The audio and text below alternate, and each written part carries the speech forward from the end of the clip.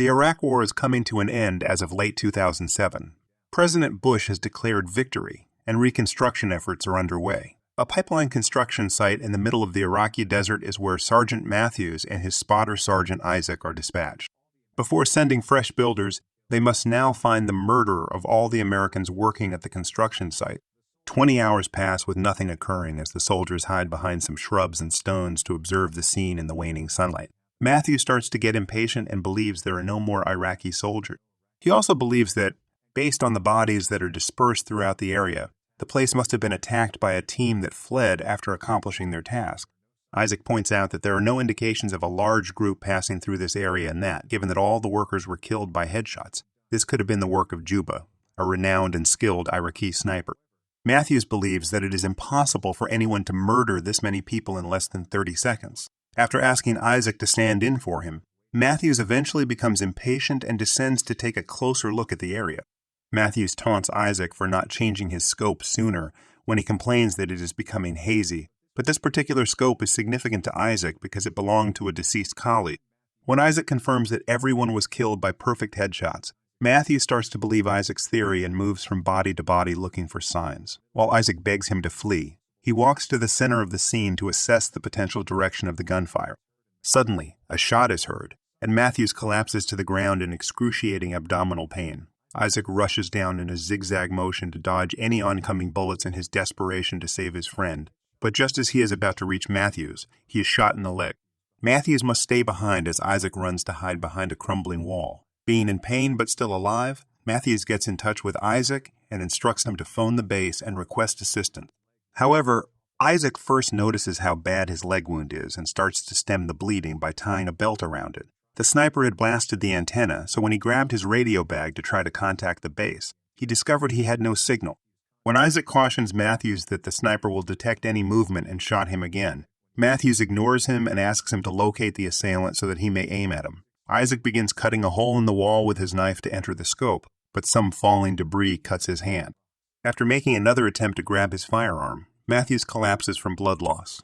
With great pain, Isaac removes the bullet from his leg with a blade so he won't die like his companion. He then bandages the wound and succumbs to his injuries. Later, Isaac is startled awake by an odd sound emanating from his earpiece. Isaac quickly starts reporting the issue and pleading for medical supplies when it turns out to be a base officer. However, as the officer starts asking him a lot of strange questions, and most importantly, in order for the helicopters to drop the supplies precisely, he demands that he either tell them his precise location or stand up and fire in the air. When Isaac points out that this is against protocol and will put him in danger, he recognizes that the man's accent is not American and that doing so will put him in danger. This is Juba the sniper who tried to construct a trap by hacking into the radio frequencies. When Isaac realizes it's a ruse and calls him out on it, Juba doesn't just end the call. Instead, he starts to interrogate Isaac, saying he wants to get to know him better. Isaac tries the radio once more, but it remains inoperative. Isaac won't answer Juba's foolish questions, so Juba threatens to shoot Matthews again, a dangerous threat given the possibility that Matthews is still alive. In order to calculate the bullet trajectory and determine the potential location of the sniper, Isaac asks Juba to go first and starts outlining a map of the scene on the soil. When Juba asks Isaac to describe his family, Isaac responds that it would be too personal and describes himself as just an ordinary Iraqi citizen who wants to preserve his nation. Isaac then mocks Juba's justification, saying that by bringing in schools, pipelines, and other infrastructures that will strengthen the local economy, he is essentially killing the people who are trying to improve the nation. Juba laughs at this and says that later the money generated here would be sent back to the USO. Juba keeps prodding Isaac with inquiries as time goes on, but Isaac refuses to divulge any private information, prompting Juba to once more threaten to shoot Matthews. Isaac, though, is no longer convinced by him. Juba, citing Matthews' earlier taunt, tells Isaac the name of the previous owner of the scope and that he is deceased to demonstrate his threat. This implies that since their arrival, Juba has been listening in on their chats. Isaac drags one of the dead men's bodies to the edge of the wall after noticing through his scope that one of them had a radio with him. However, not even with the aid of a piece of wood would he be able to reach it without coming into contact with the living. Next, Isaac tries to sip some water from his bottle, but discovers that it is empty due to a hole that has been intentionally made in it, as Juba verified. He also acknowledges that he did not miss any shots, having deliberately shot Isaac's leg, antenna, and bottle to trap him and cause a lingering death that he will enjoy hearing through the communicator. When Isaac discovers the bullet he removed from his leg, he examines it more carefully and starts inferring the type of weapon Juba is using by asking some cunning questions.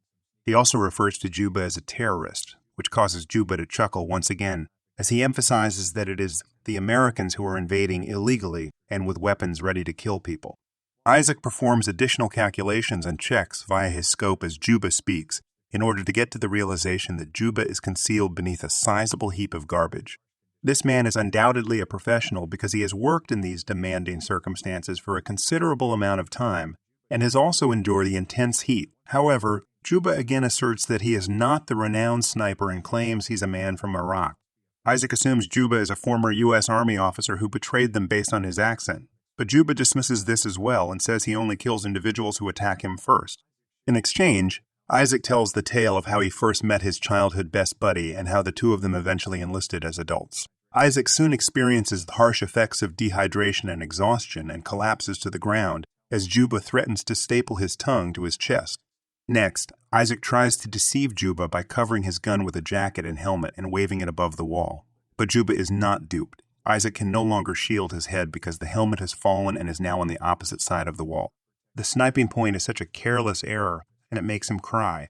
As more time goes by, Isaac's desperation grows to the point that he tries to take a chance. He rushes toward a body on the ground, snatches his backpack and radio, and then retreats to the wall while dodging all the shots Juba fires at him right away.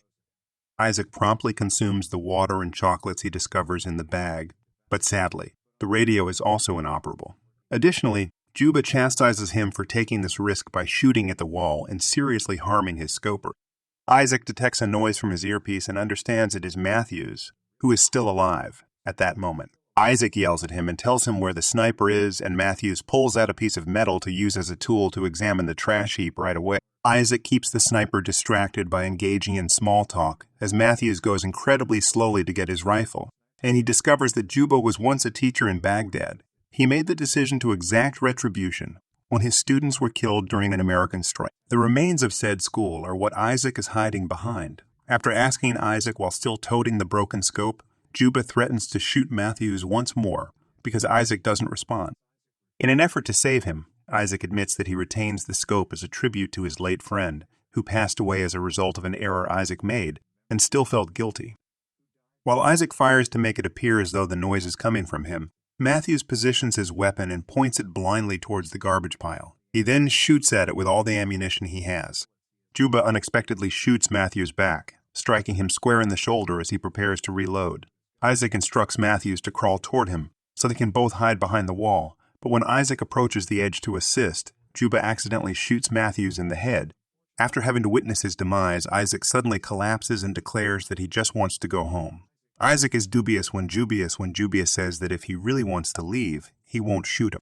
Later, Juba queries Isaac about his continued presence there despite the war's conclusion. After pausing for a second, Isaac responds that he is there because he killed his old friend. It turns out that when attempting to kill an enemy, he accidentally shot his prior sniper partner, and Isaac has been lying to everyone by claiming that his comrade was murdered by the bad guys. Isaac runs to check the signal when he hears some noise coming from the radio and is delighted to hear discussions taking place. His joy, however, is fleeting because despite being able to hear voices, he is unable to send any messages due to the harm the radio sustained. To Isaac's surprise, Juba enters the conversation he is hearing, and the guy calls on Isaac for assistance. Finally, Isaac understands that Juba has been hacking American communications all along, posing as a soldier in need of assistance to draw backup squads to the region. Murder them all quickly due to the element of surprise. Without success, Isaac tries to pause the dialogue. Later, Isaac awakens to the agonizing sensation of a crow picking at the incision on his thigh. Given that even the birds believe Matthews is already dead, Isaac decides to take a chance and use some rope and a stick to fetch Matthews' weapon before firing it towards the trash heap. Helicopters show up in the region at that precise moment and reveal Isaac's location without realizing this is a trap. Isaac knocks the wall down in an effort to protect the approaching soldiers, but in doing so, he creates a dust mist that makes it difficult for Juba to find Isaac. Without first knowing if he has struck his target or not, Isaac starts shooting at the rubbish heap. When Isaac finally decides to get up from his position to find out, he is astonished to see Juba passing up the opportunity to retaliate. Because of this, Isaac thinks he has successfully murdered Juba. As soon as the helicopters start to approach, they hastily transport Isaac away on a stretcher and begin to treat him. Isaac attempts to inform them about Juba, but the noise from the helicopter takeoffs makes it impossible to hear him. Juba suddenly opens fire on them, first killing the medical soldiers one by one before hitting the pilot. Isaac is killed instantly when the chopper suddenly descends and falls to the ground, allowing Juba to remain true to his claim that Isaac had not actually been shot. Then Juba breaches American lines once more while posing as an American soldier to seduce his newest group of captives. Thanks for watching. Please subscribe to this channel for more movie recap videos. See you on the next one.